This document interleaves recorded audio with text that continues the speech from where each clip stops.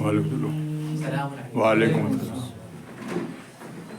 أفمن اتبع رضوان الله كمن باء بسخط من الله ومأواه جهنم وبئس المصير.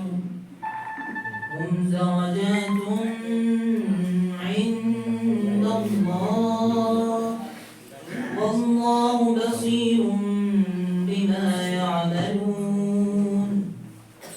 لقد من الله على المؤمنين إذ بعث فيهم رسولا من أنفسهم يتلو عليهم آياته ويزكيهم ويعلمهم الكتاب والحكمة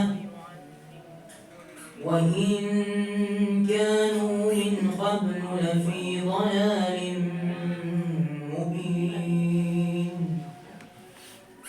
أو لما أصابتكم مصيبة قد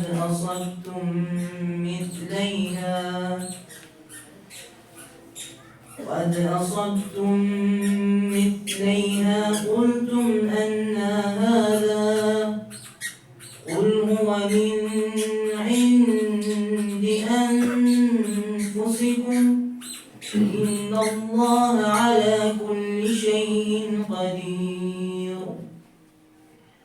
وما أصابكم يوم التقى الجمعان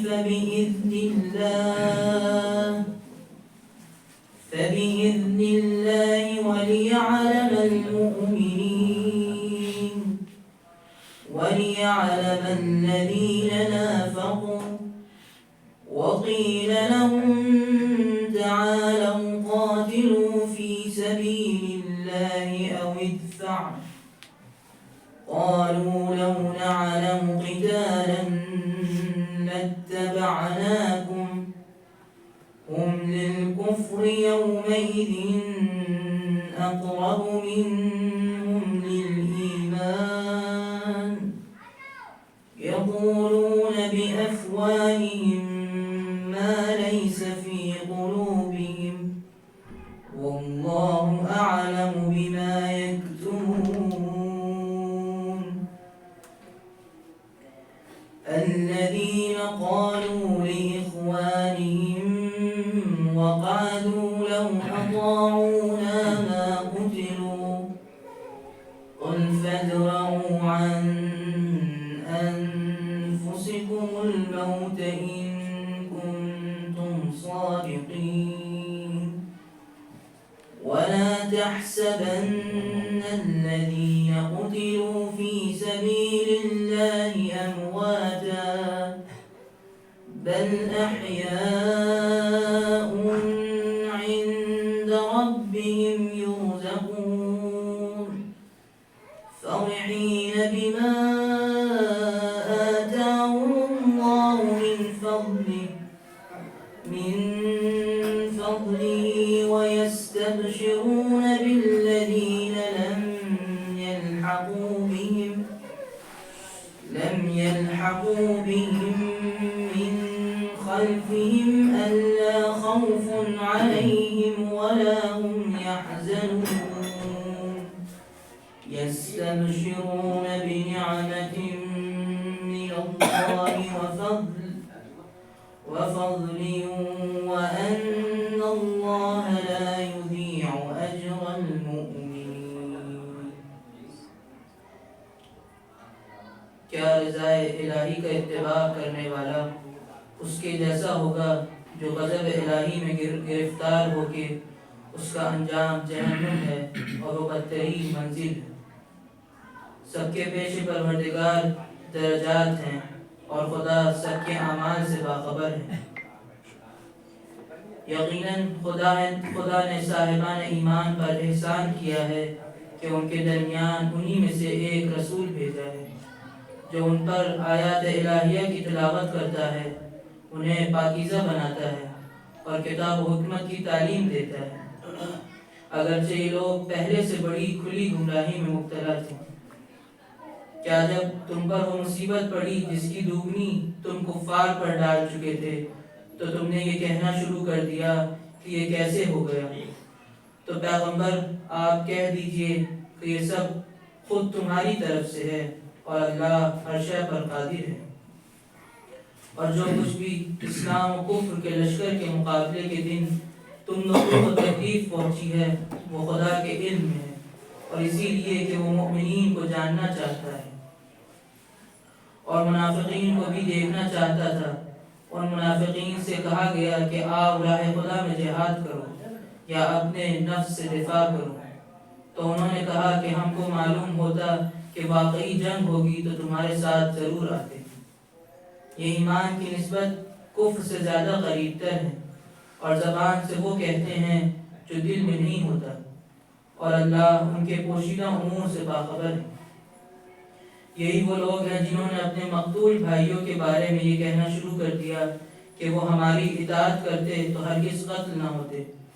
تو پیغمبر ان سے کہہ دیجئے کہ اگر اپنے دعوے میں سچے ہیں تو اب اپنی ہی موت کو ٹال دو، اور خبردار راہ خدا میں قتل ہونے والوں کو مردہ خیال نہ کرنا، وہ زندہ ہیں اور اپنے پروردگار کے یہاں رزق پا رہے ہیں۔ خدا کی طرف سے ملنے والے فضل و کرم سے خوش ہیں، اور جو ابھی تک ان سے ملحق نہیں ہو سکے ہیں ان کے بارے میں یہ خوشخبری رکھتے ہیں کہ ان کے واسطے بھی نہ کوئی خوف ہے اور نہ حزن۔ وہ اپنے پروردگار کی نعمت، اس کے فضل اور اس کے وعدے سے خوش ہیں کہ وہ صاحبان ایمان کے اجر کو ضائع نہیں کرتا۔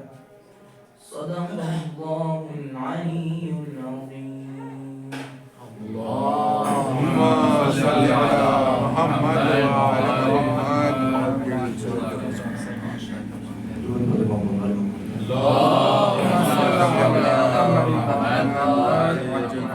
کہ میری آنکھوں سے آنسو رواں ہو گیا، میری آنکھوں سے آنسو رواں ہو گیا، کچھ کہا بھی نہیں سب بیاں ہو گیا، کچھ کہا بھی نہیں سب بیاں ہو گیا، کہ ہر کوئی شاہدی کا عزادار ہے، ہر کوئی شاہدی کا عزادار ہے، یہ زمین ہو گئی آسمان ہو گیا، یہ زمین ہو گئی آسمان ہو گیا، اور جس کا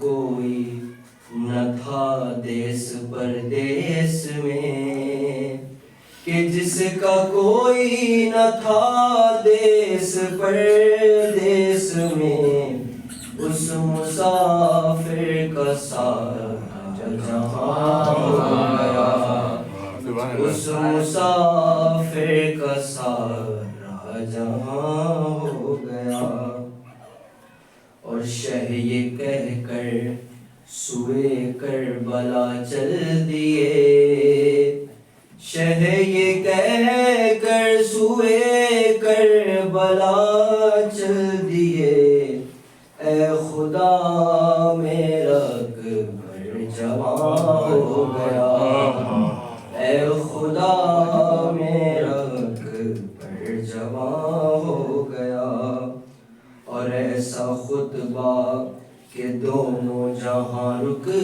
گئے، ایسا خطبہ کہ دونوں جہاں رک گئے، یوں لگا جیسے وقت اذاں ہو گیا، یوں لگا جیسے وقت اذاں ہو گیا، اور زین خیمے تو اہل حرم کے جلے، زین خیمے تو اہل حرم کے جلے، اور دربار بعد دل دھواں ہو گیا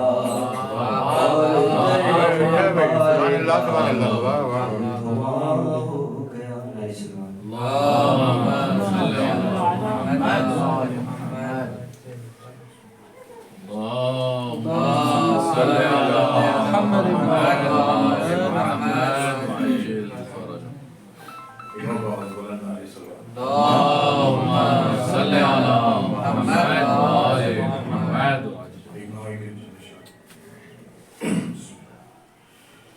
رخصت کو آئے خیمے میں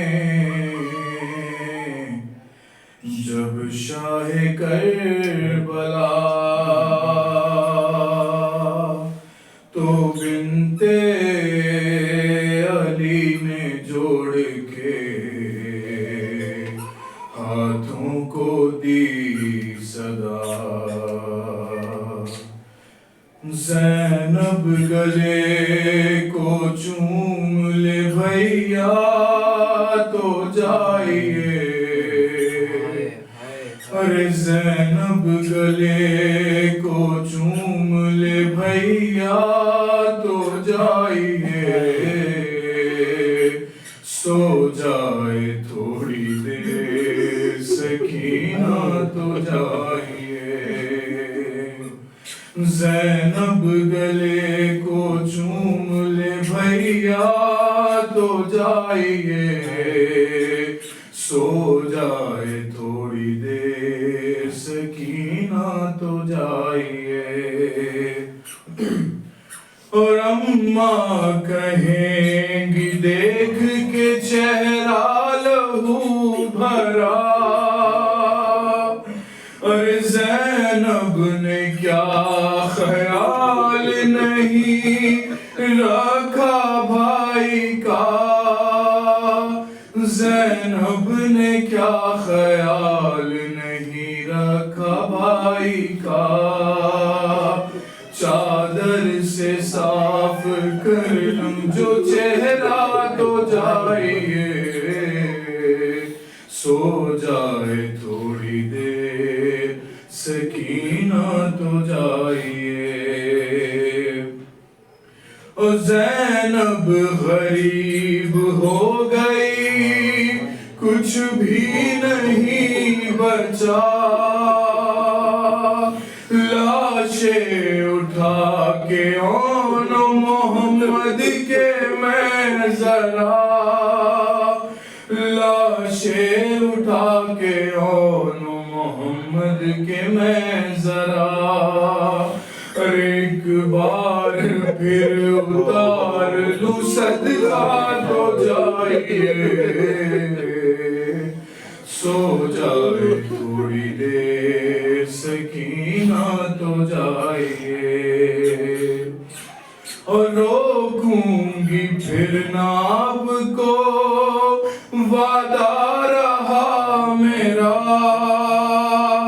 نزدیک ہے یہاں سے نجف شاہ کربلا نزدیک ہے یہاں سے نجف شاہ کربلا ارے آ جائیں میرے پاس جو بابا تو جائیے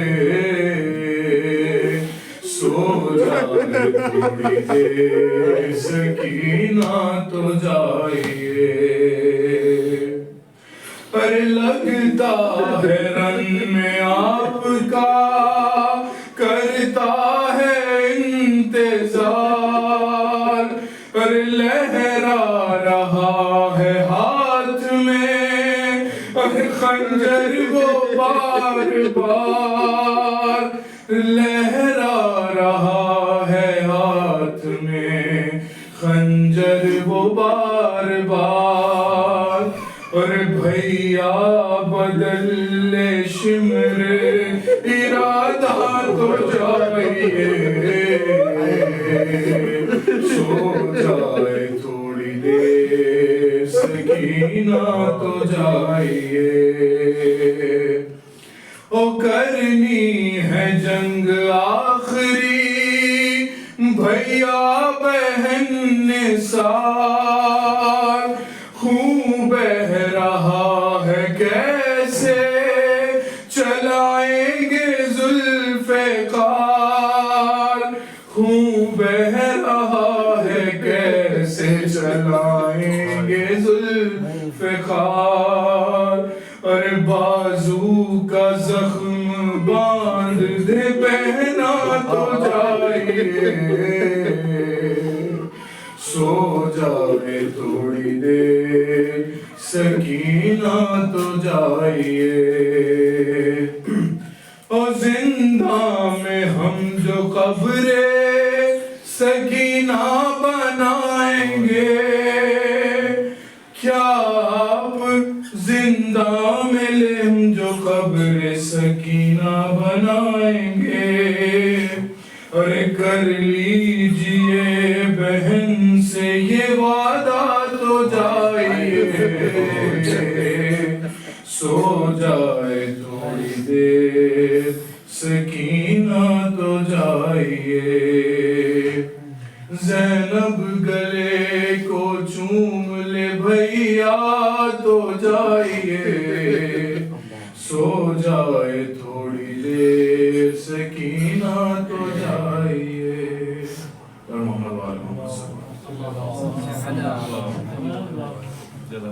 میں ادب و احترام کے ساتھ گزارش گزار ہوں جج الاسلام والمسلمین حافظ سید اجلال حیدر رضوی صاحب قبلہ سے کہ رونق افروز ممبر ہوں اور اپنے پرنور بیان سے سامعین کے قلوب کو منور فرمائیں اور محمد وآل محمد صلوات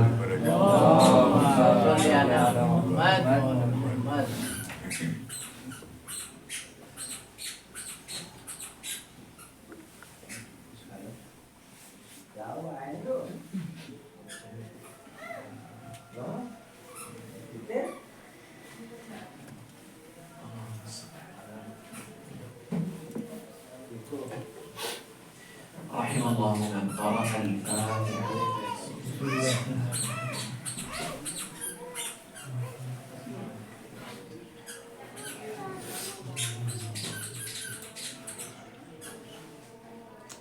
لا حول ولا قوة إلا بالله العلي العظيم. أعوذ بالله من الشيطان الرجيم. بسم الله الرحمن الرحيم. الحمد لله الذي هدانا لهذا وما كنا لنهتدي لولا أن هدانا الله لقد جاءت رسل ربنا بالحق والصلاة والسلام والتحية والإكرام على أفضل الأنبياء والمرسلين مولانا ومولى الثقلين جد الحسن والحسين أبي القاسم محمد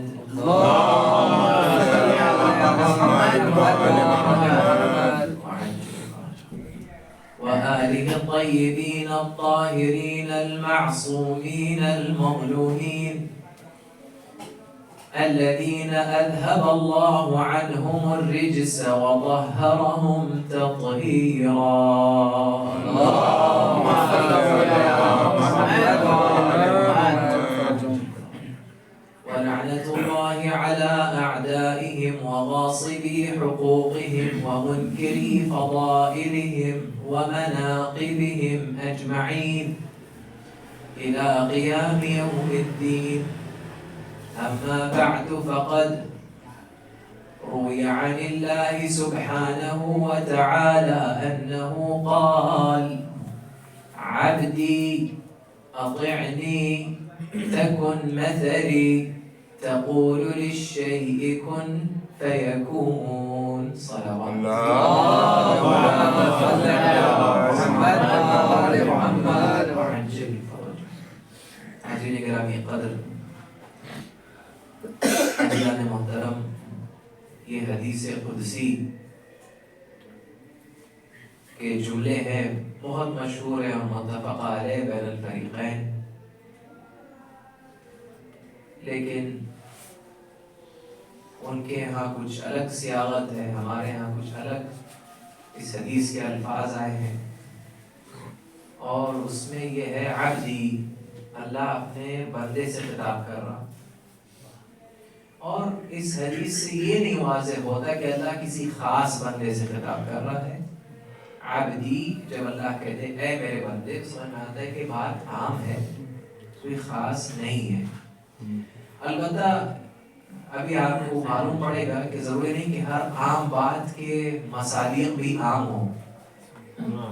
یعنی اگر اللہ کہتے اے میرے بندے یہ کام کرو، اے میرے بندے رسول کا اتباع کرو، اے میرے بندے یہ کرو، تو ضروری نہیں کہ سارے بندے اس میں اتباع ہی کریں رسول کا، سارے بندے پیروی ہی کریں رسول کی۔ تو کہتا ہے خدا عبدی اے میرے بندے تو میری پیروی کر، تو میری فرما برداری کر، اطیعنی تکن مثلی، اگر تو ایسا کرے گا تو تو میری مثال بن جائے گا، تو میری مثال، پروردگار تیری مثال کیسے بنے گے؟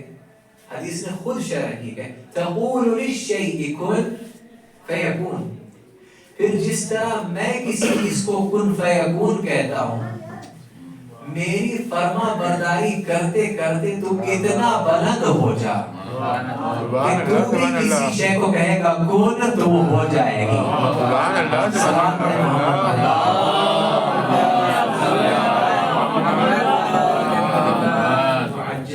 اور کریں نا تو عبدی، حدیث کے الفاظ عبدی اطعنی تکن مثلی تقول للشیء کن فیکون۔ تو ایک عقائد کے عالم سے پوچھا گیا کہ سرکار یہ حدیث کہاں آئی؟ تو حدیث صاحب ہے۔ پھر ان سے جب سورج پلٹانے کے متعلق پوچھا گیا تو کہا اس حدیث کی روشنی میں تو مولائے کائنات کے لیے یہ بات کچھ بھی نہیں ہے کہ انہوں نے سورج پلٹا کر، کیوں کہ اس لیے کہ اللہ نے تو عام بندوں سے خطاب کر کے کہا کہ اے بندو اگر تم میری فرمانبرداری کرو گے، خدا کی فرمانبرداری کرو گے تو تم خدا کی مثال بن جاؤ گے، خدا کا مظہر بن سکتے ہو، کہ اگر کسی شے کو کہو کن فیکون، تو جب عام بندوں کے لیے بات ہو سکتی ہے، جب عام متقی کے لیے بات ہو سکتی ہے، تو امام المتقین کے لیے کیوں نہیں ہو سکتی؟ سبحان اللہ، سبحان اللہ، واہ واہ واہ۔ تو یہ کچھ نہیں ہے، یہ کوئی غلو نہیں ہے، بلکہ آپ سے جملہ کہہ دوں اور ذمہ داری سے کہہ رہا ہوں، جو بھی فضائل ہم بیان کرتے ہیں مولائے کائنات کے حق میں، اگر وہ معاف نہ کریں تو یہ تقصیر ہے ہماری، غلول کچھ نہیں ہوتا۔ کیا ہم پہنچ سکتے ہیں ان کے فضائل کی طرف؟ بالکل نہیں۔ لہٰذا اسی پر اکتفا کریں جو ان کی طرف سے ہمیں ملا ہے، ورنہ غلو میں تو نہیں آئیں گے انشاءاللہ جب تک خدا نہیں کہیں گے، یا رسول سے کسی کو بڑھائیں گے نہیں تو غلو میں نہیں جائیں گے۔ تو غلو تو بہت مشکل ہے، کیونکہ غلو جب ہوتا ہے انسان حد سے بڑھا ہے، جہاں حد ہی نہ معلوم ہو، جہاں حد کا ادراک نہ ہو۔ تو اب اس حدیث کو لینے کا مقصد، یہاں پر لانے کا، تلاوت کرنے کا مقصد کہ یہ ہے کہ اطاعت کے درجات ہوتے ہیں۔ آپ کہتے ہیں جی میں نماز پڑھ رہا ہوں، میں واجبات کر رہا ہوں، میں حرام سے بچ رہا ہوں، تو میں بھی ہو جاؤں گا خدا کی مثال، کہوں گا کن فیکون۔ نہیں، معاملہ ایسا نہیں ہے۔ ہو سکتا ہے جتنی بڑی آپ کی اطاعت ہوگی، ہو سکتا ہے یہ معنی اس حدیث سے لیا جا سکتا ہے کہ جتنی بلند انسان کی اطاعت ہوگی اتنا ہی بلند اس کا اختیار ہوگا۔ جتنی بلند اطاعت ہوگی اتنا ہی بلند اختیار ہوگا۔ تو جس کی اطاعت اتنی بلند ہو کہ وہ کہے اے دنیا میرے علاوہ کسی اور کو لالچ دے، یا دنیا غری غیری، اور آپ کو پتہ ہے کس کا مقصد ہے؟ معاویہ، مولا علی کہہ رہے ہیں تو امیر شامی تو ہوگا نا وہ، اے دنیا میرے علاوہ کسی اور کو لالچ دے، فإنی طلقتک ثلاثا لا رجعت لی فیہن، کیونکہ میں نے تجھے 3 دفعہ طلاق دے دیا ہے، اب میں تجھے واپس نہیں لے سکتا۔ غور کر رہے ہیں؟ تو جس کی اطاعت اتنی بلند ہو تو اس کا اختیار صرف زمین تک محدود نہیں رہتا، اس کا اختیار زمین تک محدود نہیں رہتا، آسمانوں تک جاتا ہے۔ تو جب باپ کا یہ عالم تو اس بیٹے کی اطاعت دیکھیے، امام حسین علیہ السلام کی اطاعت دیکھیے، جو آپ کو پتہ ہے خطوط کے مطابق جو یزید کی طرف سے خط آیا تھا مولا کائنات کو اور مولا حسین علیہ السلام کو، اور جو مدینے میں ولید تھے جو مدینے کا والی تھا یزید کی طرف سے گورنر، اس نے جو پیغام یہ دیا تھا مولا کو کہ اگر آپ بیعت کر لیں گے تو بنی امیہ آپ کو ریاست بھی دیں گے، امارت بھی دیں گے، یعنی بہت آسان تھا دنیاوی اعتبار سے علی کے بیٹے کے لیے کہ وہ دنیا میں رئیس بن کے پھرتے۔ کیوں؟ اس لیے کہ جہاں حسین نے بیعت کر لی یزید بھی خوش، اوہ بنی ہاشم ہماری بیعت کر رہے ہیں، اور اس کے بعد لے انعامات، لے ہدایا، تحفے، قصور، محلات، گھر سب مل جاتے، لیکن یہ نہیں کہ وہ سب ٹھکرا کر، وہ سب بھی چھوڑ کر، اپنا گھر بھی چھوڑ کر، یعنی اگر وہی سب چھوڑ دے کہتے ہاں بھائی چلو وہ جو انعامات تھے جو کہ پتہ نہیں دیتا بھی نہ بھی دیتا، لوگ کہہ دیتے نا پتہ نہیں دیتا بھی نہ بھی دیتا، اسے ٹھکرا دی، نہیں جو ہے جو فی الوقت موجود ہے اسے اطاعت خدا میں ٹھکرا لے، اس کا اختیار کتنا بلند ہوگا۔ بے شک، سبحان اللہ سبحان اللہ۔ ان بیکن کی منزل میں نہیں ہوگا تو کیا ہوگا؟ اور کر رہے ہیں آپ؟ تو اب سوال یہ مقاصد خروج امام حسین علیہ السلام، تو اس میں کافی پہلو ہیں، کافی پہلو۔ پہلا جو زاویہ آتا ہے یہاں پر وہ یہ کہ امام کا فعل امام کا نہیں ہوتا، امام کا فعل اللہ کا ہوتا ہے، امام کا فعل اللہ کا ہوتا ہے، جبر کے اعتبار سے نہیں، توفیق کے اعتبار سے۔ ورنہ جبر کے اعتبار سے تو انہوں نے کہہ دیا نا کہ یزید نے نہیں قتل کیا مولا حسین کو، اگر اللہ چاہتا تو یزید کی اختیارات چھین لیتا تو حسین کو قتل نہیں کر سکتے، لہذا قتل کس نے کیا؟ نعوذ باللہ اللہ نے قتل کیا۔ کوئی اعتراض آتا ہے نا، پھر کہ اس پر منکرین خدا کرا کر سوالی نشان پھیر دیتے ہیں۔ صلوات پڑھیں محمد آل محمد۔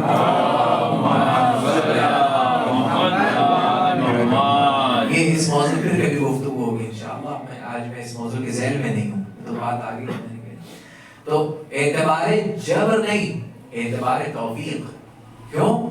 بل عباد، سورہ انبیاء، بل عباد مکرمون، اللہ نے تعریف کرتے ہوئے کہا کہ لوگ کہتے ہیں اللہ کے بیٹا ہے، اللہ کے نعوذ باللہ بیٹا نہیں ہوتا، بلکہ اللہ کے کچھ مکرم بندے ہیں، باعزت بندے، لا یسبقونہ بالقول وهم بامرہ یعملون، جو اپنی باتوں کو اللہ کی بات سے آگے نہیں بڑھاتے، اور وہ حسرن صرف اور صرف اسی کے حکم پر عمل کرتے ہیں، باتوں میں، عام باتوں میں، ارے سادہ سی باتوں میں۔ پیدا ہوئے مولا حسین، ولادت ہو گئی 3 شعبان کو، آ گیا رسول خدا، اے علی نام رکھا اس کا، میں نے کیا کہا؟ اپنی بات کو اللہ کی بات سے آگے نہیں بڑھاتے۔ ایک چھوٹی سی مثال دے رہا ہوں، چھوٹی سی مثال، علی نام رکھا بچے کا، اے رسول آپ کے ہوتے ہوئے میں نام رکھوں؟ آپ پر سبقت نہیں کر سکتا۔ کہا علی تم مجھ پر سبقت نہیں کر سکتے، میں اللہ پر سبقت نہیں کر سکتا۔ تو جہاں بچوں کے نام رکھنے میں بھی اللہ کے حکم کا انتظار ہوتا ہو، صلوات پڑھیں محمد والے محمد۔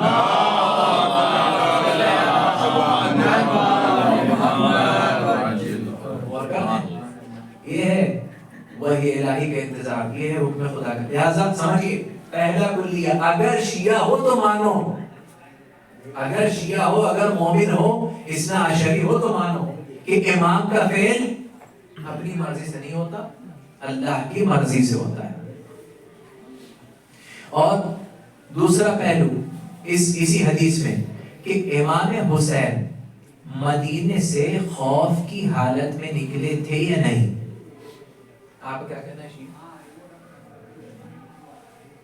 اب شیعہ جذبات والی قوم ہے ماشاءاللہ، بہت اچھی قوم ہے اور اچھے بھی ہیں جذبات، کیونکہ وہ جذبات جو اہل بیت کی راہ میں صرف ہوں، ان جذبات سے بہتر کیا ہے؟ دعا اللہ ہے نا، اس میں حکم ہے فَلْيَبْكِ الْبَاكُونَ، آنسو کیا؟ آنسو کیا ہے؟ جذباتی تو ہے، اظہار جذبات ہے۔ تو آپ یہ کہیں گے نہیں، خوف کی حالت میں نہیں، ہم کہتے ہیں چلیں، اور اعتراض بھی کرتے ہیں کیسے وہ علی کا شجاع بیٹا خوف کی حالت میں کیسے نکلا مدینے سے؟ اعتراض ہوتا ہے نہیں ہوتا کہ کیسے امام حسین علیہ السلام شجاع کا شجاع بیٹا، یا تو شیعوں سے یہ کہتے ہیں نا مخالف کہ یا تو حسین کی شجاعت کا انکار کرو اور یہ کہو کہ وہ ڈر کے نکل گئے تھے مدینے سے، یا تو پھر کہہ دو کہ وہ نکلے نہیں تھے، وہ کوفیوں کے باتوں میں آ گئے تھے۔ اچھا ایسا مسئلہ ہے، انشاءاللہ ہم دونوں کا آج مسئلہ، دونوں مسائل کا حل پیش کر دیں گے، نہ وہ کوفیوں کی باتوں میں آئے تھے اور نہ وہ نعوذ باللہ بزدل ہیں۔ کیسے؟ ایمان سے بتائیے، جناب موسیٰ علیہ السلام کا قصہ سب کو پتا ہے یا نہیں؟ جناب موسیٰ علیہ السلام فرعون کے دربار میں پڑے، اور جب وہ جوان ہوئے تو ان کا ایک شیعہ تھا، موسیٰ علیہ السلام کا ایک شیعہ تھا، ساتھی تھا، چاہنے والا تھا، وہ موسیٰ کے دشمن سے لڑ رہا تھا، تو اس نے موسیٰ سے استغاثہ کیا، اے موسیٰ میری مدد کرو۔ شیعہ نے اپنے آقا کو بلایا مدد کے لیے، شیعہ نے اپنے آقا کو بلایا مدد کے لیے۔ تو یہ ہر دور کے ہر شیعوں کا کام ہے، جب بھی کسی مصیبت میں پڑتے ہیں اپنے آقا کو بلاتے ہیں۔ تو موسیٰ علیہ السلام نے یہ نہیں کہا حرام ہے، شرک ہے، اللہ سے مدد مانگو، کہا نہیں میرا شیعہ ہے میں مدد کروں گا۔ بھائی اگر نبی تھے یہ کہنا تھا، اگر توحید بچانا تھی تو یہ کہنا تھا کہ صرف اللہ سے مدد مانگو، صرف اللہ سے مدد مانگو، مجھ سے مدد نہ مانگو۔ نہیں، موسیٰ آؤ میری مدد کرو۔ موسیٰ گئے، اس کی مشکل کشائی کی بتا دیا موسیٰ نے کہ اگر کوئی بھی چاہنے والا اپنے آقا کو بلاتا ہے تو آقا کی ذمہ داری ہوتی ہے اس کی مشکل کشائی کرنا۔ سلام ہو موسیٰ آپ پر، تمام مفتیوں کے اعتراضات کو آپ نے رد کر دیا اور بتا دیا کوئی بھی اگر آقا ہو اور اس کا شیعہ اسے بلائے تو اس کی ذمہ داری ہوتی ہے کہ وہ اس کی مشکل کشائی کرے۔ اے ہمارے آقا صاحب الزمان، ہم آپ کے شیعہ ہیں، آپ سے ہم مشکل کشائی کے طلبگار ہیں۔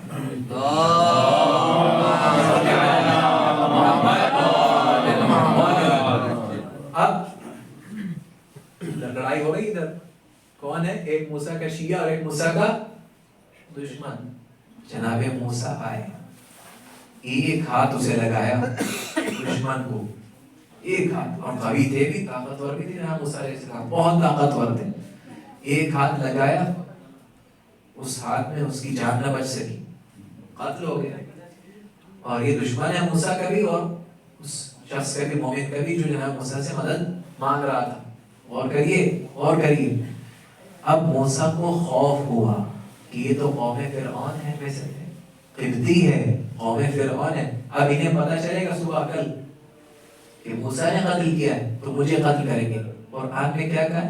قرآن نے کہا فَفَرَرْتُ مِنْكُمْ لَمَّا خِفْتُكُمْ۔ تو موسیٰ علیہ السلام نے بعد میں جب کہانی بتائی فرعون کو، کہا میں جب تم سے خوف میں ہوا تو اس شہر کو میں نے چھوڑ دیا، جب میں خوف میں ہوا تو میں نے اس شہر کو چھوڑ دیا۔ قبلہ بات مولا حسین کی ہو رہی تھی، آپ موسیٰ علیہ السلام کو بیچ میں کہاں سے لے کے آگے؟ یہی تو پہنچانا تھا کہ کبھی کبھی معصوم کسی اعلیٰ ہدف کو دیکھ کر وہ اپنی جان کا خوف نہیں رکھتا، اس اعلیٰ ہدف کا خوف رکھتا ہے، اس خوف کو دیکھ کر شہر چھوڑنا پڑتا ہے۔ صلوات پڑھیں محمد۔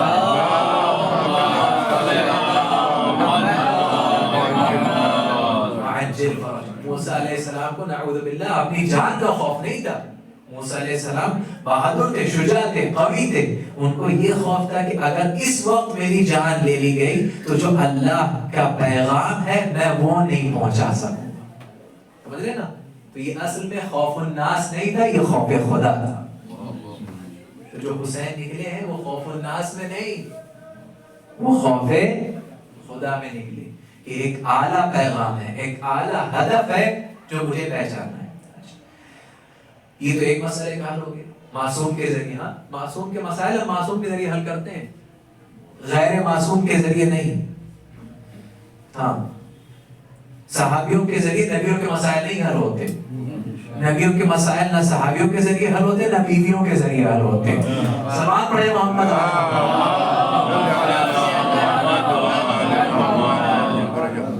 نبیوں کے مسائل اگر حل ہوتے ہیں تو اہل بیت کے ذریعے حل ہوتے ہیں، نبی کے مسائل اگر حل ہوتے ہیں تو اس چادر کے ذریعے حل ہوتے ہیں جس کے نیچے رسول خدا جب حالت ذوف آئی تھی۔ اچھا میں آپ کو ایک نقطہ جواب اگر آپ متوجہ ہیں تو بتاتا چلوں، بعض علماء نے یہ کہا کہ یہ اصل میں اس چادر کا کمال نہیں تھا، جو رسول خدا کا ذوف ختم ہو گیا اس چادر کا کمال تھا۔ کیسے؟ کہا تم نے غور سے نہیں پڑھی تھی سکھا کیا کیا؟ کہا جیسے جناب سیدہ نے چادر اڑھا دی رسول خدا کو، کیا کہا اس کا؟ فَصِرْتُ أَنْظُرُ إِلَيْهِ، اس کے بعد میں نے ان کے چہرے پر نظر ڈالی، اس کے بعد میں نے ان کے چہرے پر نظر ڈالی، اس کے بعد میں نے ان کے چہرے پر نظر ڈالی تو ان کا چہرہ 14ویں چاند کی طرح چمکنے لگا، ان کا چہرہ 14ویں چاند کی طرح چمکنے لگا۔ اب سمجھ آئے، کہتے ہیں کہ سمجھ لو عالم معرفت، عالم کمال معرفت یہ ہے کہ اصل میں چادر اڑھانے کا کمال نہیں تھا، زہرا کی نگاہ کا کمال تھا۔ سلام پڑھے محمد علی۔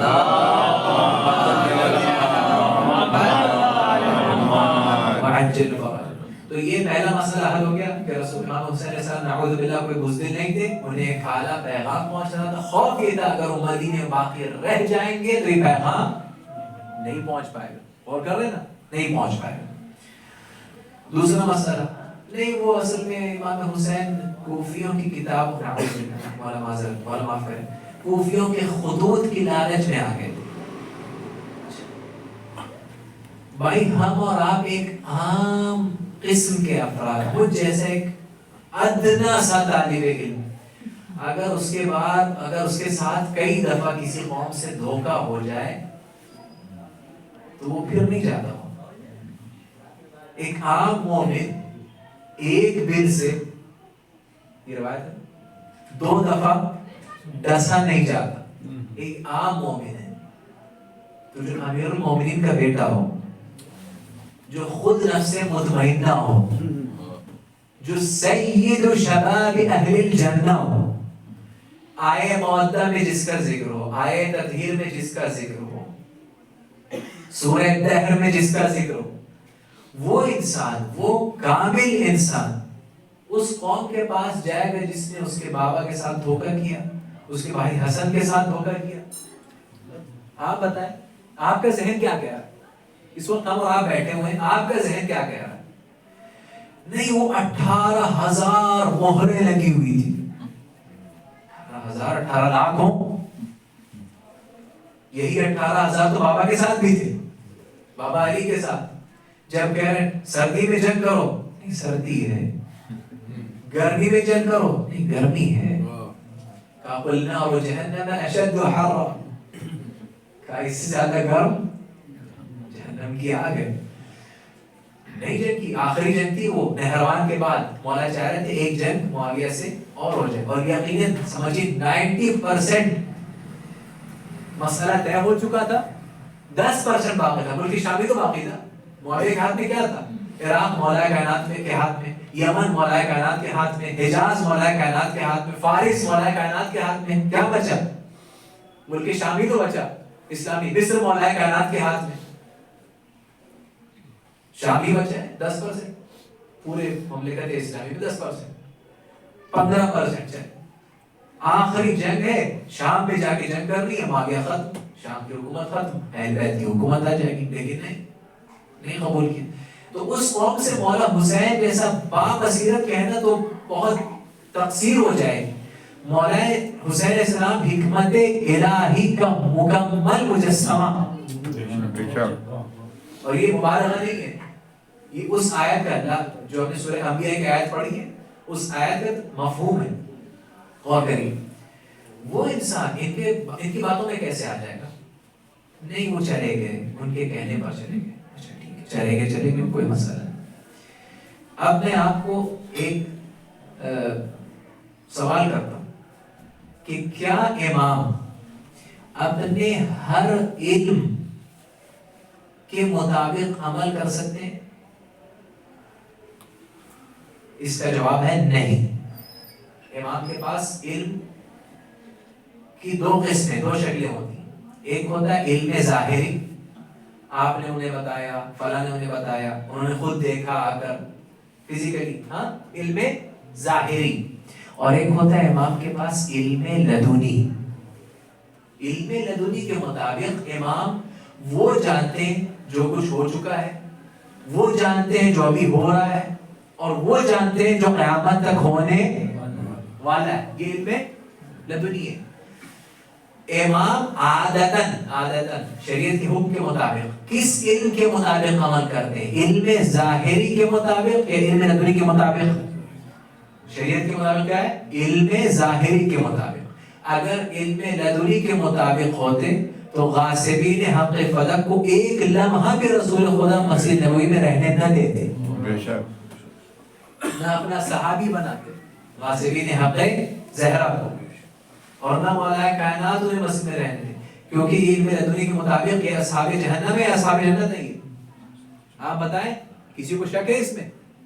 جس نے فاطمہ کے حق کو غصب کیا اس کے جنت کی امید بھی ہے نہیں ہے نا؟ تو علم لدنی کے مطابق یہ کیا ہے؟ یہ اہل جہنم ہے. بعض روایتوں میں ان کے دلوں میں ایمان کبھی آیا ہی نہیں. اہل بیت کو پتہ ہے، اہل بیت جانتے ہیں، لیکن مولانا پھر جب مومن نہیں تو مسجد میں کیسے آتا ہے؟ بھائی ہر غیر مومن کو حق نہیں مسجد میں آنے کا. نہیں، علم ظاہری کے مطابق یہ مسلمان صحیح ہے، لہذا اس پر عمل کر رہے ہیں. تو امام حسین کو اگر کوئی مسئلہ ہے شیعہ ہونے کا دعویٰ کر کے مشکل کشائی کے لیے بلائے، لاکھ وہ علم لدنی امام میں غیر شیعہ ہو، غیر مومن ہو، علم ظاہری کے مطابق مشکل کشا کا بیٹا مشکل کشائی کے لیے جائے گا. بے شک، بے شک. کیوں؟ کیونکہ علم لدنی پر عمل نہیں کرنا ہے، علم ظاہری پر عمل کرنا ہے. ایک مسئلہ. دوسرا جواب کہ ہر امام کے پاس امام کا رول پہلے سے طے تھا. ایک کتاب ہے اسے کہتے ہیں مصحف فاطمہ. یہ وہ کتاب ہے جو بعد شہادت رسول صلی اللہ علیہ وآلہ وسلم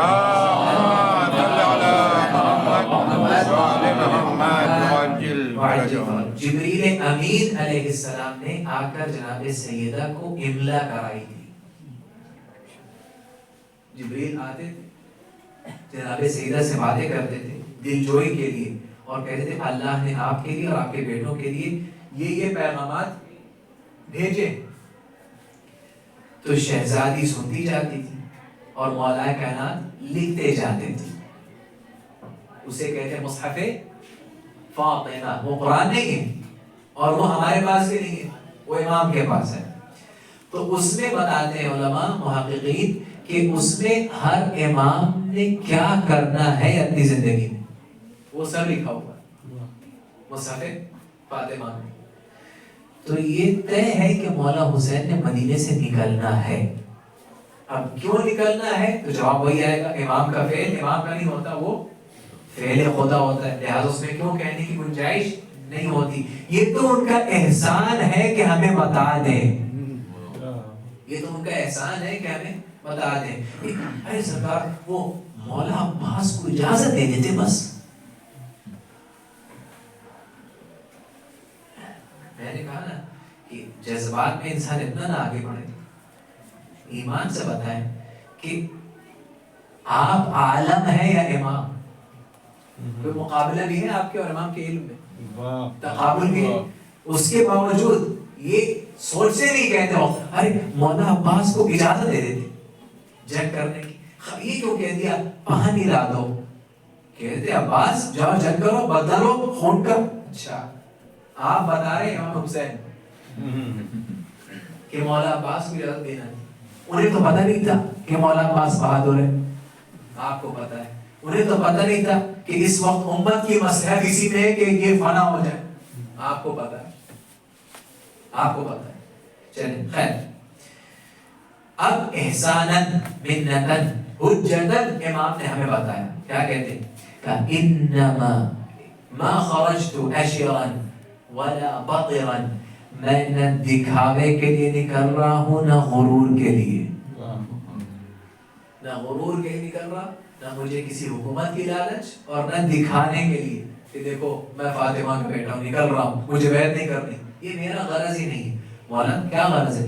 انما خرجت لطلب الاصلاح في امة جدي اريد ان امرهم بالمعروف وانهاهم عن المنکر، میں اس لیے نکل رہا ہوں تاکہ میری جد کی امت میں کچھ اصلاح ہو سکے، چاہتا ہوں کہ امر بالمعروف بھی ہو جائے نہی عن المنکر بھی ہو جائے۔ امر بالمعروف یعنی بیعت آل محمد، نہی عن المنکر یعنی بیعت یزید۔ صلوات پڑھے محمد و آل محمد۔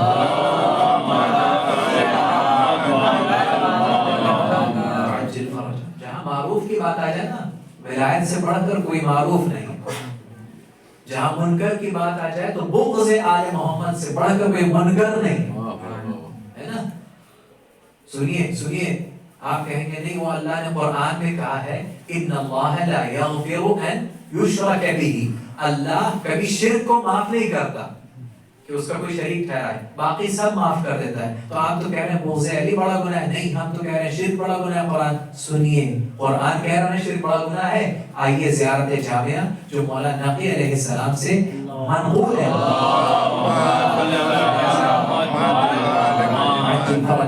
اس میں کیا ہے وَمَنْ جَحَدَكُمْ کافر، جس نے آپ کو فراموش کیا وہ کافر ہے، وَمَنْ حَارَبَكُمْ مُشْرِك، جس نے آپ سے جنگ کی وہ مشرک ہے۔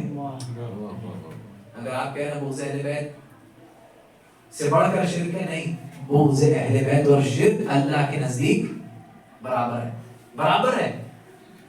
بعض روایت کے مطابق کہ اللہ نے وحی کے رسول پر، قرآن میں یہ آیت ہے لیکن اشرکت لیحبطن عملک، اے حبیب ہم نے آپ پر بھی وحی کی اور آپ سے پہلے جو گزر گئے ان پر بھی وحی کی کہ اگر آپ نے خدا کے ساتھ کوئی شریک ٹھہرایا تو آپ کے اعمال بیکار ہو جائیں گے، آپ کے اعمال بیکار ہو جائیں گے۔ اے پروردگار یہ تیرا رسول ہے، یہ تو لوگوں کو لا الہ الا اللہ کی دعوت دے رہا ہے، یہ کیسے شرک کر سکتا ہے؟ تو روایات میں تفسیر میں آیا ہے کہ اس شرک سے مراد وہ شرک نہیں ہے کہ اللہ کے ساتھ کسی کو خدا ٹھہرانا، کہا نہیں، کہا لَئِن سَاوَيْتَ بِعَلِيٍّ أَحَدًا من امتک، شرک سے مراد یہ ہے کہ اگر علی کے برابر اپنی امت سے کسی امتی کو سمجھا، اے رسول اگر آپ نے اپنے امتیوں میں سے کسی بھی امتی کو علی کے برابر سمجھا، یہ شرک ہے۔ تو جو رسول کے خیر خطاب ہوتا ہے، رسول سے مراد ہوتے ہیں ہم، ایسی آیات میں امام صادق علیہ السلام کی حدیث ہے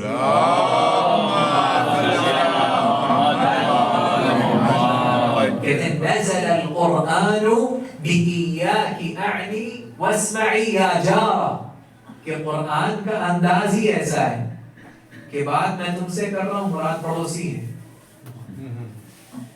امام کے الفاظ سے مفہوم ہے، بات میں آپ سے کر رہا ہوں مراد پڑوسی ہے۔ ایک خوش کرنے کے لیے آپ کو تھوڑا سنا دو، ایک جو بات علی سے ہو رہی تھی مراد پڑوسی تھے، سنیں گے؟ بسم اللہ لَأُعْطِيَنَّ الرَّایَةَ غَدًا، کل علم عطا کروں گا مرد کو۔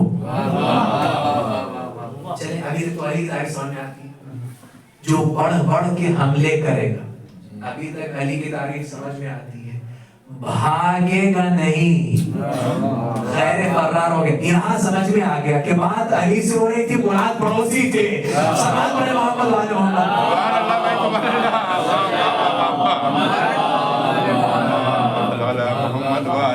سبحان اللہ سبحان اللہ۔ بات علی سے ہو رہی تھی، بات علی کی ہو رہی تھی، مراد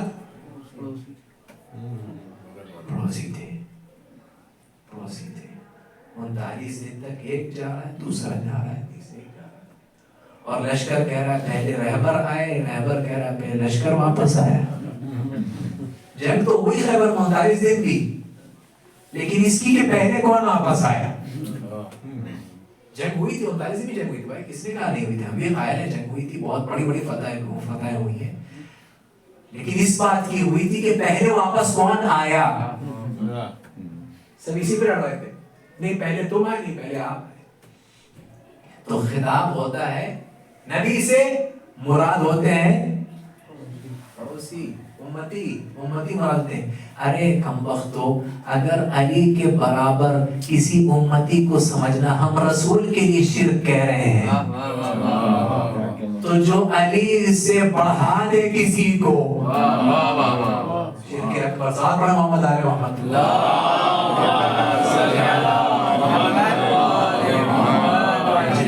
اور کر رہے ہیں آپس میں. تو اب حجت امام نے کیا کہا مولا نے کہ میں نکلا ہوں کس لیے, لطلب الاصلاح فی امتی جدی, اپنے نانا کی امت میں کچھ اصلاح لانے کے لیے. اريد ان آمرهم بالمعروف وانهاهم عن المنکر, میں چاہتا ہوں کہ امر بالمعروف کروں اور نہی عن المنکر کروں. تو یہ کربلا, یہ خروج امام حسین, یہ سفر امام حسین علیہ السلام, یہ در اصل امر بالمعروف کی تاکید ہے, نہی عن المنکر کی تاکید ہے. ہر انسان اور اپنی استطاعت کے مطابق, سنتے جائیے, ہر انسان اور اپنی استطاعت کے مطابق. امر بالمعروف کا شرعی حکم کیا ہے حضور؟ اگر کافی افراد اسے انجام دے رہے ہیں تو دیگر لوگوں سے ساقط ہو جاتا ہے. یعنی ایک بستی ہے جس میں 20 گھر ہیں, مثلا گاؤں ہے, قریہ ہے, 20 گھر ہیں, وہاں پہ امر معروف کے لیے مثلا مان لیجیے 5 افراد کافی ہیں, ہے نا. تو اگر 5 مومنین اکٹھا ہو جائیں اور یہ وظیفہ انجام دے رہے ہیں تو باقی اہل بستی معذور ہے, اب ان پر کوئی فریضہ نہیں بنتا, ہے نا, یہی ہے نا. لیکن اگر ان 5 میں سے ایک بھی نہیں اٹھ رہا تو سارے اہل بستی گنہگار ہیں. اس کو کہتے ہیں فرض کفایت, وجوب کفائی. یعنی اگر کافی لوگوں نے جتنی کفایت ہو, اب 20 گھروں میں 5 لوگ کافی ہو سکتے ہیں, لیکن اگر 100 گھروں کا شہر ہو یا چھوٹا سا شہر ہو, جو بھی ہو, بستی ہو, وہاں 5 لوگ کافی ہوں گے؟ نہیں ہوں گے نا. اگر نہیں ہے تو میری بھی ذمہ داری بنتی ہے, آپ کی بھی ذمہ داری بنتی ہے, ہر مومن کی ذمہ داری بنتی ہے کہ اس وظیفے کو انجام دے. اگر میں نہیں اٹھوں گا, آپ نہیں اٹھیں گے, ہم دونوں گنہگار ہوں. آپ پر ایک فریضہ آیا تھا, فرض کفائی, وہ آپ نے انجام نہیں دیا. اچھا, یہ تو بولنے والی بات ہے, یعنی سمجھانا, نصیحت کرنا. لیکن ایک مرتبہ ہے, ایک مرحلہ ہے امر بالمعروف کا اور نہی عن المنکر کا, جو سب پر واجب ہے. واجب کفائی نہیں ہے, واجب عینی ہے. کیا کہا؟ اگر کوئی معروف چھوڑا جا رہا ہو, نیکی ترک کی جا رہی ہو یا برائی کی جا رہی ہو, اس وقت آپ کو اظہار تنگ دلی کرنا ہے. یہ فرض کفایت نہیں ہے, یہ واجب کفائی نہیں ہے, یہ واجب آیت اللہ سیستانی کے نزدیک یہ واجب عینی ہے. واجب عینی, مجھ پر بھی واجب, آپ پر بھی واجب, تیسرے پر بھی واجب, جتنے بیٹھے یہاں پر بالغ سب پر واجب. آپ سے نعوذ باللہ, جو کہ معاشرے میں بہت عام ہو چکا ہے, غیبت کسی کی ہو رہی ہے, منقصہ ہو رہا ہے, برائی ہو رہی ہے, کم از کم اتنا کر دیں, اف, کم از کم اتنا کہتے ہیں اف, بس. یہ آپ کا اف اللہ کیا لکھا جائے. یہی ایک اف ہے, کہیں نیکی ہوتا ہے, کہیں برائی ہوتا ہے. ماں باپ کے سامنے ہو برائی ہے, نہیں انل منکر ہو نیکی ہے. سبحان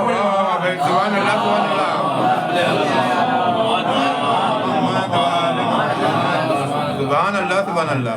ہر چیز کا ایک ہی پیمانہ نہیں ہوتا, ہر چیز کا ایک ہی پیمانہ نہیں ہوتا. اب جھوٹ ہے, آپ کیا کہیں, جھوٹ اچھا ہے یا برا؟ جھوٹ اچھا ہے, برا ہے؟ کوئی کہہ رہا ہے اچھا ہے. سنیے حدیث امام صادق علیہ السلام,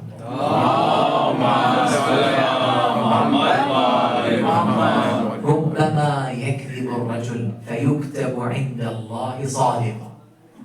ہو سکتا ہے کبھی انسان جھوٹ بولے اور وہ اللہ کے ہاں سچا لکھا جائے. مولا کب کہا اگر اس کی جھوٹ کی وجہ سے دو مختلف بھائی آپس میں اتفاقی پیدا ہو جائے, سبحان اللہ سبحان اللہ. صلح ہو جائے, اور پھر اس سے پہلے ایک جملہ ہے کہ وَرُبَّمَا يَصْدُقُ الرَّجُلُ فَيُكْتَبُ عِنْدَ اللَّهِ كَاذِبًا. کبھی کبھی انسان سچ بولتا ہے, اللہ کے نزدیک جھوٹا لکھا جاتا ہے. کہا مولا کب, کہا اگر دو متفق بھائی آپس میں تھے اور اس نے ایک بھائی کے سامنے دوسری بھائی کی سچی برائی کر دی جس کی وجہ سے اس کے دل میں اپنے بھائی کے لیے کشیدگی آ گئی, تو لاکھ وہ سچ بولے اللہ کے ہاں جھوٹا لکھا جائے گا. سلوات پڑھیں محمد.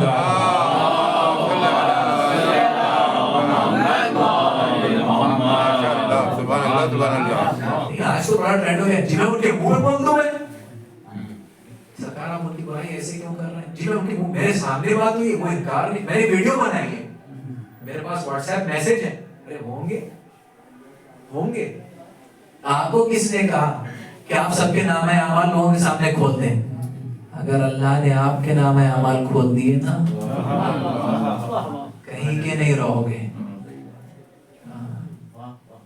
مولا کائنات کیا فرماتے ہیں حکمت میں, نہج البلاغہ میں 4 جلد, کہتے ہیں من نظر الى عیوبه شغلته عن عیوب الناس. جو اپنے عیوب کو دیکھ لے تو دوسروں کے عیوب سے مصروف ہو جائے گا, اتنا انگیج ہو جائے گا اپنے عیوب دیکھنے میں, دوسروں کے عیوب دیکھے گئے. تو میں نے کیا کہا, یہ مرتبہ سب پر لازم ہے, یہ مرحلہ سب پر لازم ہے. بولنے کا اور نصیحت کا مرحلہ سب پر نہیں لازم ہے. بھائی جس کے پاس علم نہ ہو نصیحت نہ کرے, لیکن کم از کم اتنا تو پتہ نہیں کہ یہ چیز حرام ہے. اوف کر دیں, چہرے کو ایسا بنا دیں کہ دیکھنے والا سمجھ جائے کہ آپ ناراض ہیں. حدیث علوی ہے کہ رسول خدا نے ہمیں کہا تھا کہ گنہگاروں سے بگڑے ہوئے چہرے سے ملو. سب کے سامنے متبسم ہو, لیکن کوئی اگر گلہ گناہ کر رہا ہو مسکرا کے نہیں, بگڑے ہوئے چہرے سے ملو. غور کر رہے ہیں آپ حضرات.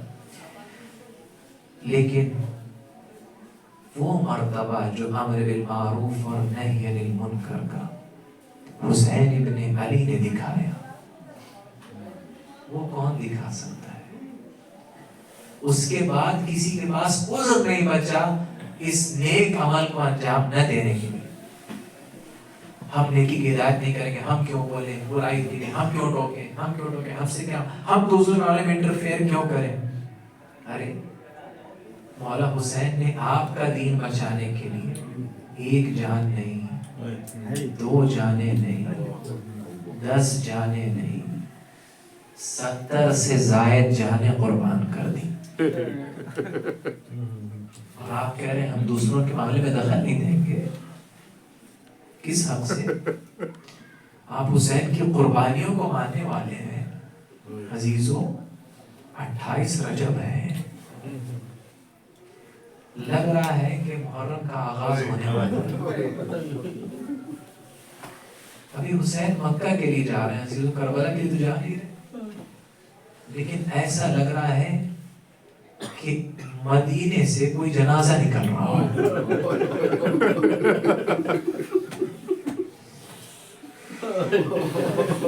حالات ایسے بن گئے ہیں کہ مدینے سے کوئی جنازہ نکل رہا ہے. ذاکرین پڑھتے ہیں کہ جناب زینب سلام اللہ علیہ, کیا نام ہے, آپ صرف یہ نام سن کر میں بکا ہو گیا.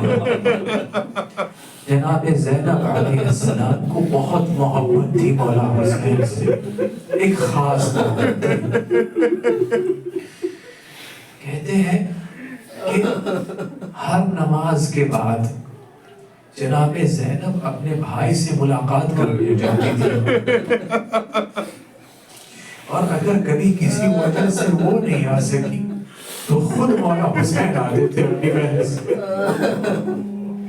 ہاں عزیزوں, لیکن 27 رجب کا جب سورج ڈھلا ہے تو کہتے ہیں مولا حسین مغربین پڑھنے کے بعد مسجد میں ہی رہ گئے یا مسجد سے گھر کی طرف لوٹے نہیں. کچھ دیر ہو گئی، تاخیر ہو گئی مولا کو، تو جناب زینب کو قلق ہوا کہ میرا ماں جایا نہیں آیا. کہتے ہیں جب کچھ ساعت گزری تھی مولا آئے، رات کا وقت ہو چکا ہے، مغربین ختم ہو چکی ہے. بہن زینب ولید نے دربار میں بلایا اور مجھے نہیں لگ رہا یہ خیر ہے، لعنت اللہ علیہ، کہا مجھے اس نے بلایا ہے. تو کہتے ہیں ذاکرین پڑھتے ہیں کہ جناب زینب نے ایک خواہش کی تھی کہ بھیا میں آپ کو جانے سے نہیں روک سکتی. ظاہر ہے جناب زینب عالم غیر معلمہ ہے، فاہمہ غیر مفہمہ ہے، امام وقت کو کیا مشورہ دے سکتی ہے، لیکن آخر بہن ہے، اپنے بھائی کی فکر تو ہوتی ہے نا. وہ ہے امام وقت لیکن بھائی ہے نا، ہے امام وقت لیکن ساتھ میں پلے بڑھے ہیں نا. کہتی بھیا مگر ایک گزارش،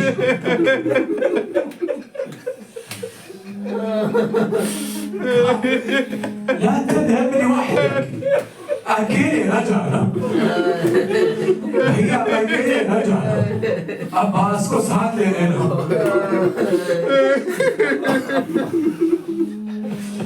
ہائے زینب کتنا بھروسہ ہے عباس، کہتی عباس کو ساتھ لے لینا. اجرکم علی اللہ. وہاں نے کہا ٹھیک ہے بہن، خدا حافظ، فی امان اللہ.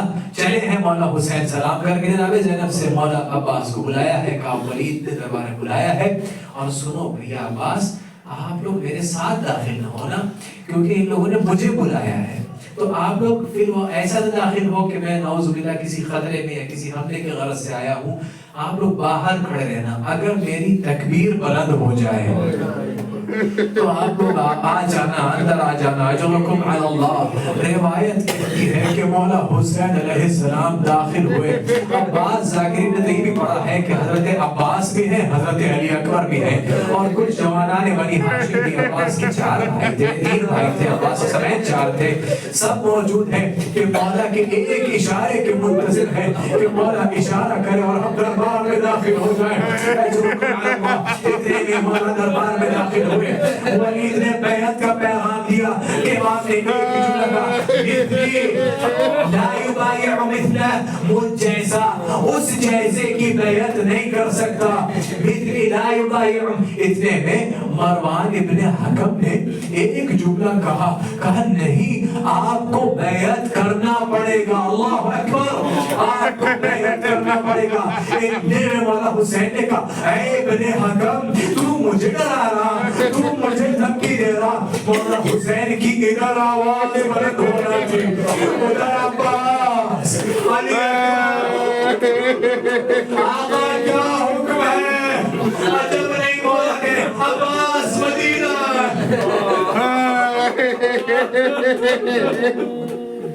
اللہ ان آوازوں پر رحمت نازل کرے، اللہ ان آوازوں پر رحمت نازل کرے. آپ کو کوئی غم نہ دے سوائے غم آل محمد کے. ہائے عباس کی یہ حسرت، کتنی دفعہ غازی نے مولا حسین سے یہ حسرت کا اظہار کیا ہے لیکن کبھی نہیں پوری ہو سکی. جملہ کہہ دوں، ہاتھ کٹ گئے، حسرت نہ پوری ہو سکی. پہلی دفعہ جب حسن کے جنازے پر تیر چل رہے تھے، عباس نے تلوار نکالی تھی. مولا حکم دے، اجازت دے. کہ عباس ابھی نہیں، تلوار کو میان میں ڈالو. حضرت نے گردن جھکا کر، عزیزوں ایک بہادر کے لیے جنگ میں جانا سخت نہیں ہے. جب وہ غیظ و غضب کے عالم میں ہو، جنگ سے روکنا اسے بہت سخت ہوتا ہے. آپ دیکھیے عباس کا امتحان. دوسرا مقام جب مدینہ مولا حسین کی آواز بلند ہوئی، اور بعض روایات کے مطابق تیسرا مقام جب فرات سے خیمے ہٹائے. عباس ابھی نہیں. ہاں بس میں آ رہا ہوں، میں ابھی مدینے میں ہوں. وہ تو مولا عباس کی زندگی کا ایک وقفہ یاد آ گیا تھا کہ یہ حسرت کبھی نہ پوری ہو سکی. اجازت تھی تو صرف پانی ڈالنے کی. ہاں عزیزو، عباس مدینہ ہے، کربلا نہیں ہے، کربلا نہیں ہے. واپس آئے بہن زینب ہمیں نکلنا ہوگا. کیا عجیب محبت ہے بھائی بہن کی. بہن زینب ہمیں نکلنا ہوگا. جی بھیا جیسا ہو, جی بھیا جیسا ہو. فجر کا وقت آیا. عزیزوں, امام حسین علیہ السلام کا منظر اپنی نظروں میں ڈالے آپ. اس وقت آپ یہاں جا رہے ہیں, روضہ رسول کی طرف چلیں. اب دیکھیں روضہ, تصور میں روضہ رسول ہو اور مولا حسین آہستہ آہستہ چلتے ہوئے آ رہے ہوں. 2 رکعت نماز پڑھ کے روضے کی طرف آتے ہوں. السلام علیکہ یا جدہ, السلام علیکہ یا رسول اللہ, یا من اختارہ اللہ. اے نانا آپ پر سلام. نانا میں جا تو رہا ہوں, معاف کرنا اگر واپس نہیں آ سکا. نانا اس سفر میں بہت خطرہ ہے. اب نانا زمین میرے لیے تنگ ہو گئی ہے. اجرکم علی اللہ, اجرکم علی اللہ. نانا کی قبر سے ہٹے, اماں کی قبر کے پاس آئے. اماں فاطمہ آپ پر بھی سلام. اماں بیٹا جا رہا ہے, خدا حافظ. اب یہاں آپ میں سے جو پردیس گیا ہو وہ میری بات شاید سمجھ سکے کہ اگر ہم اور آپ پردیس جاتے ہیں, میں پردیس جا چکا ہوں, تو گھر والوں سے مل کے آنسو رواں ہو جاتے تھے, ہے نا. لیکن امید تو ہوتی تھی نا کہ ایک دفعہ واپس بھی آئیں گے. خیر زندگی اور موت کا علم تو خدا کے پاس ہے, لیکن ایک امید ہوتی تھی. لیکن وہ امام جسے پتا ہے کہ اب نہ نانا کی قبر پہ آؤں گا نہ ماں کی قبر پہ آؤں گا, ذرا اس کے دل سے پوچھئے. اجرکم علی اللہ. بھیا حسن کی قبر کے قریب آئے. عجب نہیں مولا کے دل کی کیفیت. بھیا مبارک ہو, آپ نانا کی مجاوری کر رہے ہو, اماں فاطمہ کی مجاوری کر رہے ہو. بھیا میں تو دور جا رہا ہوں, خدا حافظ. بھیا حسن خدا حافظ. اجرکم علی اللہ. اب آئے, گھر میں آئے, لیکن گھر میں کچھ عجیب حال ہے. ساری بیویاں تیاریوں میں لگی ہیں, لیکن ایک بیمار ہے. لیکن ایک بیمار ہے. تاریخ کربلا میں 2 بیمار بہت مشہور ہیں نا. ایک بیمار کربلا اور ایک بیمار فاطمہ. اسے عرب کے مقاتل میں لقب جو ملا ہے نا فاطمہ صغرا, سنیں کیا لقب, فاطمہ العلیل, علیل فاطمہ, بیمار فاطمہ. انہیں کہا گیا ہے بیمار فاطمہ. فاطمہ صغرا سلام اللہ علیہ اب اچھی ہے. اب عرب کے شعراء نے کچھ ایسے انداز میں فاطمہ کی زبانی, فاطمہ صغرا کی زبانی یہ جملے بیان کیے. پہلی جملے سنیں گے کہ بابا ہمارا گھر تو مہمان نوازی میں مشہور و معروف ہے. بابا اب اگر کوئی مہمان آئے گا تو میں کیا جواب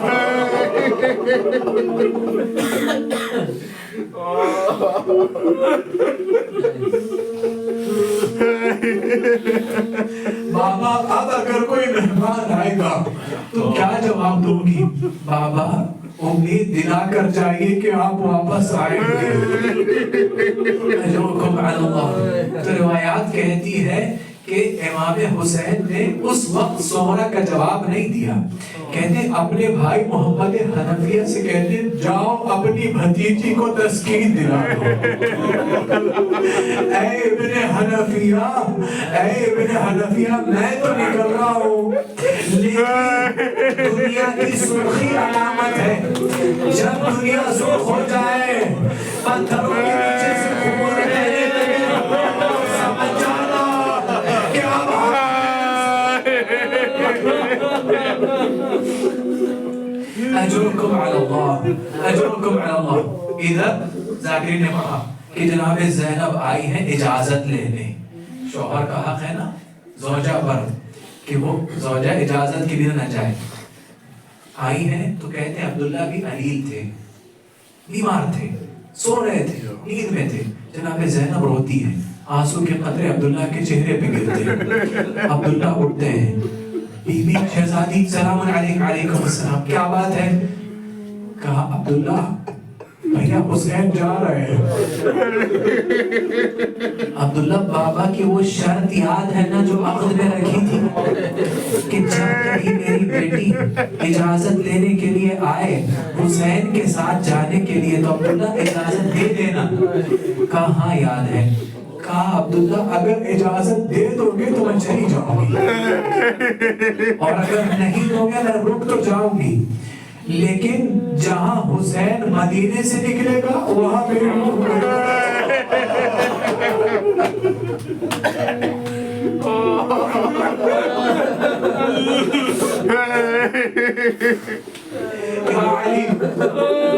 یا علی اجرکم علی اللہ. ہاں عزیزو اجازت دی عبداللہ نے. قافلہ تیار ہو رہا. بسم اللہ حسبی اللہ توکلت علی اللہ ولا حول ولا قوة الا باللہ کہتے ہوئے اہل بیت نکل رہے ہیں. عزیزو مرد پہلے نکل گئے. بعض روایات میں ہے عباس سے جری نے مدینے میں ایک آواز لگائی, یا اہل المدینہ غضوا ابصارکم, اے اہل مدینہ اپنی نگاہوں کو نیچے کر لو. آج علی کی بیٹیاں باہر نکل رہی. ہمیشہ راتوں کو سفر کیا ہے, آج دن میں سفر کر رہی. میں کہوں گا بی بی زینب دن میں سفر کرنے کی عادت آ رہی ہے. اجرکم علی اللہ. ہاں عزیزو بس میں سوچ رہا ہوں مسائل ختم کر دوں. عزیزو میں سوچ رہا ہوں آخری جملے پڑھ کے مسائل ختم کر دوں. اب مرد پہلے باہر نکل گئے, محفلیں سجائی گئی, محفلیں سجائی گئی. ام لیلا گھر سے باہر نکلی, حضرت علی اکبر نے استقبال کیا. ام فروہ باہر نکلی, حضرت قاسم نے استقبال کیا. عزیزو لیکن جب ساری بیویوں کے بیٹے وارث استقبال کرتے رہے ان کا, ایک بیوی ایسی ہے جس کے استقبال میں خود مولا حسین کھڑے ہوئے, مولا عباس بھی آ گئے, مولا محمد بھی آ گئے, سب آ گئے. عزیزو نہیں ابھی مولا محمد کا ذکر میں کروں گا ابھی مولا محمد کا ذکر. عزیزو استقبال میں آئے ہیں ابھی زینب کے, سب آ گئے ہیں. عزیزو اب کون ہے؟ انہا فخر المخدرات زینب ابنت امیر المؤمنین. جیسے ہی زینب نے محفل پہ بیٹھنے کا ارادہ کیا, عباس ابن علی دو زانوں زمین پر بیٹھے, شہزادی آئیے ان زانوں پر پاؤں رکھے. شہزادی باہر نکلی, چند قدم چلے تھے کہ عبداللہ پیچھے پیچھے آئے. کیا ارادہ ہے؟ زینب کی اجازت واپس تو نہیں لے رہے. کہا خدا خواستہ شہزادی میں واپس لیکن یہ دو بچے اگر کبھی مشکل آئے تو ان بچوں سے مدد لے لیجیے گا.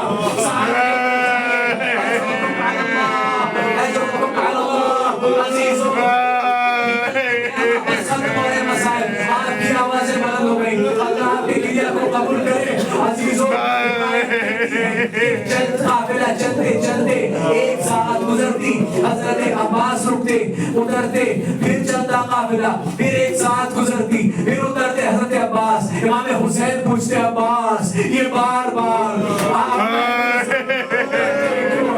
کہا بھیا ہماری بہن زینب بہت نازک کی بنی ہے, کہیں محمل ٹیڑھی نہ ہو گئی ہو, میں اسے سیدھا کر دیتا. آپ کی محبتوں کے میں قربان آ جائیے گا جہاں اونٹ تو ہوگا, جب کبھی ہو آہستہ چلنا تو داسیانوں سے اونٹ کو نہیں بیویوں کے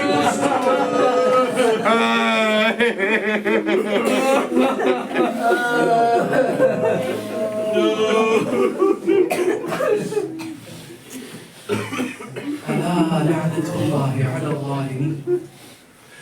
إذ يعلم الذين ظلموا آل بيت رسول الله حقهم أي منقلب ينقلبون والعاقبة للمتقين. ربنا تقبل منا إنك أنت السميع العليم برحمتك يا أرحم الراحمين.